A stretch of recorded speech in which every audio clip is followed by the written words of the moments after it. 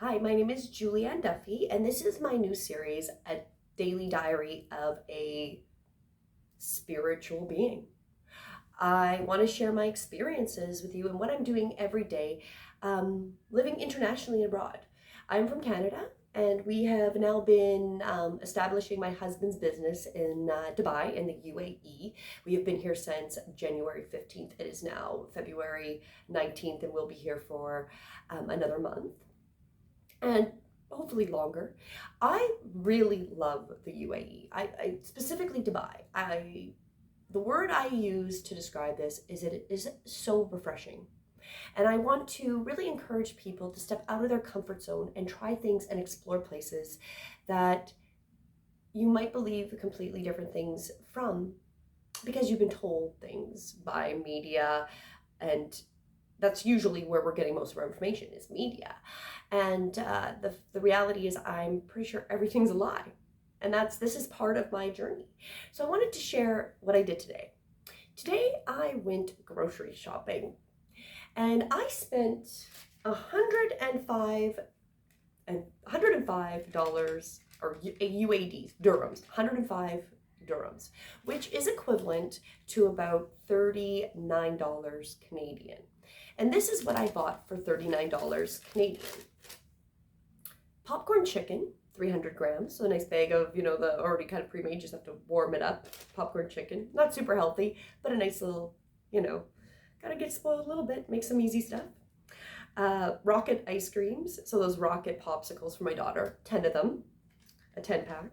Then I got some ground beef, some beef cubes, a whole chicken, iced tea, some salt, 2 kilograms of potatoes, orange juice, a 250-gram package of strawberries, 6 cucumbers, 2 packages of kind of the equivalent of Lipton's chicken noodle soup, but it's a beef noodle soup, some bananas, a 500 grams, so half a kilogram of grapes, 1 kilogram of carrots, finger rolls, so like buns, buns. It was actually quite big, actually. Like they almost look like hot dog bun size, a 5-pack of that. And some Royal Gala apples. I believe I got 6 of those, and that was for $38. My daughter and I carried 3 big bags of groceries out of the grocery store. I don't know the last time, if ever, I've been able to do that in Canada. It's been a very long time. So the cost of living once you're here is absolutely crazy affordable compared to coming from Canada. It's going to be very difficult for me to go back and purchase anything in the grocery store. The last time before we got here, the same size of grapes was going for, if you were lucky and got them on sale, maybe $6, $5-6 Canadian. I paid for that same size of grapes $3.79 in dirhams, which is like $2. So the point would be is that the world is a huge place, and we have been trained and indoctrinated some very false information. Dubai is extremely safe. The weather is beautiful. The people are very nice. I feel so safe here. The crime rate, I believe somebody was saying, is like 2%. I don't even know if it's that high compared to something I just read this morning, which was there was, I believe, 600 and some, I think it was like 680 cars stolen in the last 30 days in the Mississauga and on Mississauga, Ontario area. There is a lot to be explored in this world, and we are limited by our perspective and our limiting beliefs. If we believe that we live in the best country, but we've never explored outside North America, even outside of our door, we don't know. We don't know what that's like. There might be something said about, looking at this and going, well, it's so safe here. It's beautiful here. The cost of living might be about, like, for the actual physical buildings, like getting a house and renting it, depending on where you live, can be more expensive and or like, equivalent to what we pay in Canada, but your other costs are substantially lower. So we go into, okay, well, we have freedom.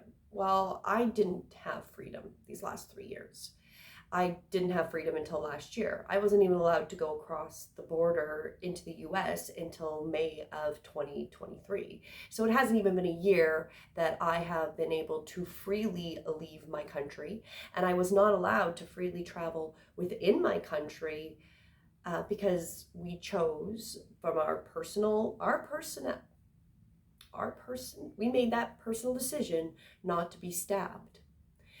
And we were not treated like citizens. We were treated like second-class citizens, and we lost our rights and freedoms. Now, on the positive side, I guess you can say, well, all these lawsuits are going through now and the government is being sued.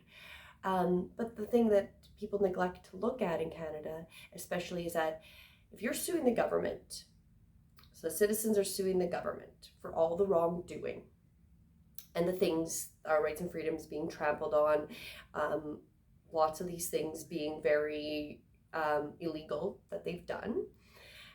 The government itself is fighting against you using your taxpayer money. So you're funding both sides. You're funding the lawsuit to fight the government, and the government is using the money you gave it to fight against you and defend itself against you, the citizen. So I find that a weird irony that just really bothers me. I can't make anybody think anything different. I can't make anybody do any new actions. All I can say is that this was my own personal experience. And now that I have left Canada, it's very difficult to want to go back. It is very difficult, especially when you see life better in other places and outside of this tiny bubble of corruption. It's very corrupt. So this is a day in the life, and I'm going to continue, bringing you along with what we're doing as we've been here for now over 30 days. When we were in Canada, the development that we live in the small village, about a year and a half ago,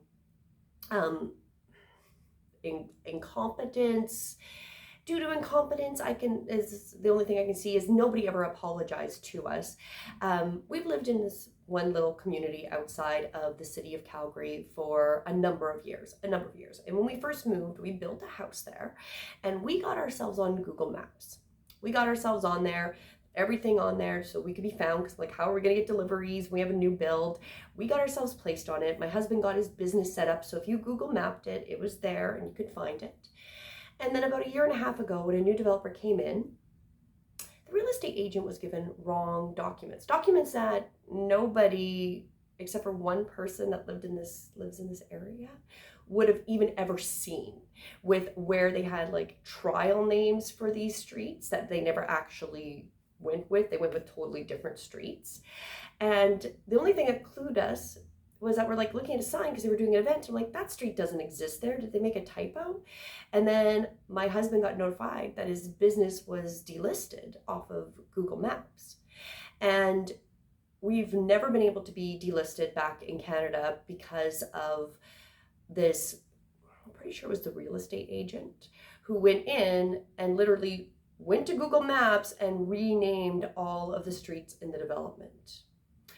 I then went on rant, got all my family members, showed them how to go onto Google to submit that these were all wrong. We pushed and we pushed. We got the streets fixed, so our house still existed and that address, but the business was delisted. And that was extremely detrimental to our business, being delisted, that you couldn't find them on Google Maps. And it was very disheartening because nobody ever took responsibility. The village did not take responsibility for giving out the wrong documents, nor the real estate agent who probably submitted the wrong documents to Google Maps to get it changed so quickly, because it's very difficult to get things listed on Google Maps, let alone get street names completely taken off of Google Maps. So between the developer and the village that I live in, neither took responsibility, neither apologized, and they ruined my husband's business by delisting us from Google Maps. Being here less than a month, it was a struggle, and it was a lot of push because my husband had to go past the process to find a human through Google, but we've been able to get back on the internet and exist. Only on the other side of the world, in Dubai, my husband's business now exists, but doesn't exist in the country. that we live in, and will probably never be able to be listed there again.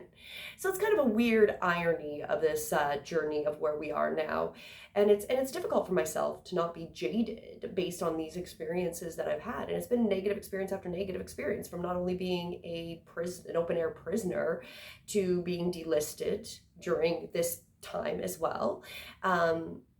A lot of things worked against us. I felt like there was a lot, but you know what? I have to also go, as a spiritual being, these must have been, they had to have been signs that we had to take some step out of our comfort zone, going to the other side of the world and trying to establish ourselves and trying to make ourselves a brand new life somewhere different, somewhere where I would never have told you 20 years ago, my 20s, that I would ever resonate with the culture of the Middle East, that I would ever feel that my beliefs align better with there than it is in Canada, and that I feel safer in the Middle East than I do in Canada. But this is the progress, and this is the spiritual journey I've gone through, is that those are all now reversed. I feel safer here. I feel I can build a business here. I'm happier here. The weather is better here. I don't resonate anymore with where I come from. It's really unfortunate that that is where I am at this point in my life. But this is a journey, and it's a spiritual journey. Will I resonate back with my home country in the future? Maybe. But as it stands, I don't. I don't resonate with Canada. I don't resonate with the beliefs. I don't resonate with the corruption. I don't resonate with the,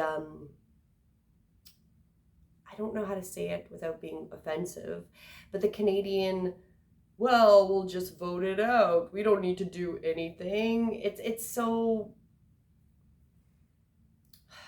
sad. The Canadian mentality is unfortunately not, let's go and build, let's push back, because it's too much fear in the Canadians to do things that they really need to do.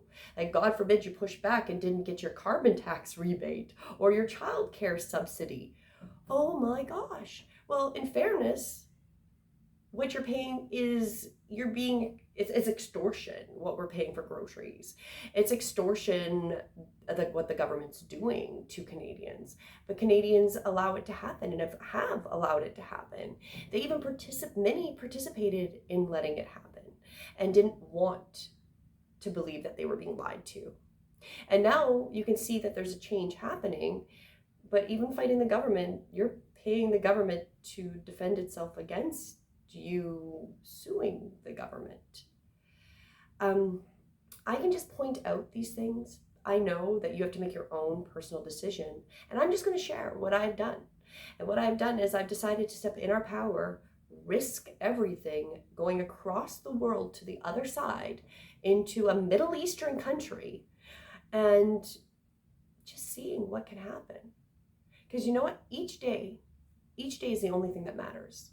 And I am truly working on for myself, is letting go of the past, because that is no longer valid. What happened to me and how it was in Canada is gone. That is gone. It may still affect me, that I'm still working on the trauma that it has caused me, and I am going through these steps of it. And I've had some dreams, some interesting dreams. And when I break it down, it's a lot of the trauma, the post-traumatic stress disorder from the last 3 years of being in Canada. And that has come up a lot here. But it was interesting, before we came here, is I found an astrology website where you can put in your birthday and stuff, and then where you are in the world and how these places affect you, and like good places for you, and kind of things would happen. And this area specifically said I would have a lot of spiritual growth, that this is a very spiritual growing area for myself. And that has been nothing but true in these last 30 days that we've been here, is I am definitely going through so much spiritual growth, so much perspective change, coincidences, and opportunities coming up for me to look at that. So that's really exciting as well. So, I hope I didn't offend you. That's not my intention, to offend anybody. My intention is to share my experiences. And my experience thus far is that it is extremely refreshing being over here. It's extremely refreshing to feel safe. It is extremely refreshing to feel that the government doesn't hate you. The government doesn't hate you. They just have expectations. And I know what my expectations are being here in the UAE and specifically in Dubai. I am agreeing and understanding the social contract of me being here. My social contract with my home country of Canada is completely been burned, destroyed, and deleted. There is no social contract. They can do whatever they want. They want to close down your account. They're even threatening, recently they threatened the province I'm in, Alberta, of stopping payments towards Alberta because they don't like what our premier is doing. And to give all full credit, Alberta is the best part of Canada. No offense to the rest of the country, but it is the most free within this non-free country. But you're still under the crown. You're still held by the metaphorical balls by the Crown Corporation of Canada. So it's an interesting perspective. It's an interesting reality. And I know that a lot of people aren't really supportive, especially in Canada. Very angry. They don't think it's safe here. They, I don't know, maybe think we're rich. We're not. We're literally just manifesting out to cover everything as we go. And it's an interesting process. And so I will share each day or every couple days kind of what's been going on. But the perspective is that I got a nice big long list of groceries. I paid $38. I can't buy that much in Canada for $38. And carbon tax is going to increase by 23% in April 1st, right in time for when we come back. And it does make me a little stressful and a little stressed about the entire situation. So we'll see how everything runs out.